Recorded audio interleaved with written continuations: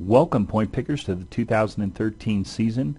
We're going to do a quick video here about how to make your picks because we've added a couple of features and we fixed up a couple of things that weren't working as well last year. We appreciate you all standing through the year with us about that, but we're going to get right to it and show you how to make your picks and make sure you understand, because that's coming up in about 2 weeks.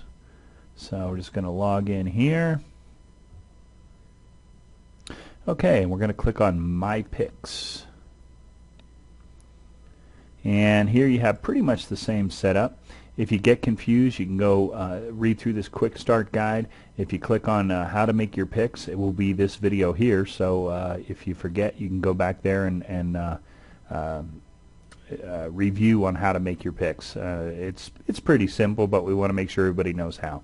So the first thing you're going to notice when you come into the My Picks area is this year we have win-loss records. A lot of people requested that this year. Obviously it's 0-0-0. This is the first week's games, and nobody has any wins or losses yet. So as the year goes on, you're going to see wins and losses. I think that's a big deal for the people who have asked for that. They enjoy being able to see at least the win-loss record when they're trying to decide on the team that they want to pick. Okay, so it's basically the same. It's a click and drag. You can only drag from the top bar here, so you want to left click, drag it on over, and then go ahead and make your selection. Now when you make the selection, you're going to get the same check mark here with the light blue showing that you selected that team, and at that point the win-loss record is going to go away. Now to get it back over there, you can double click, it'll go back, but it won't set the win-loss record, so just keep that in mind.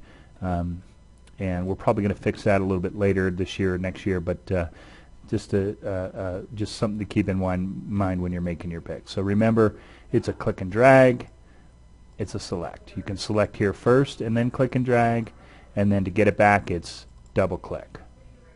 Okay?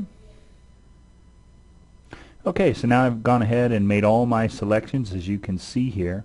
And you can easily switch teams if you want by clicking the other side, clicking back and forth, clicking the other side. You get the idea there. The biggest problem we had last year is when you were all full up like this, you had to reset all your picks in order to change anything. Well, that's different this year. Now all you have to do is drag this and say, oh, I want this at 11. You drag this here and it pushes everything up. Or you drag this up and it pushes everything down. So no longer do you have to reset all your picks to make moves like that. I'm sure a lot of people are relieved. So once you've made all your picks, very simple, you hit Save My Picks. Your picks have been completed, and you're all good. There they are. Now, let's say you go back here and you hit, let's say you haven't made one pick by accident, or you haven't made one selection, and you hit Save My Picks. It'll say you still have one game selection to make. Be sure to make them before the cutoff time. So it will warn you if that's the case. It will also warn you if you have not made a selection for a particular team.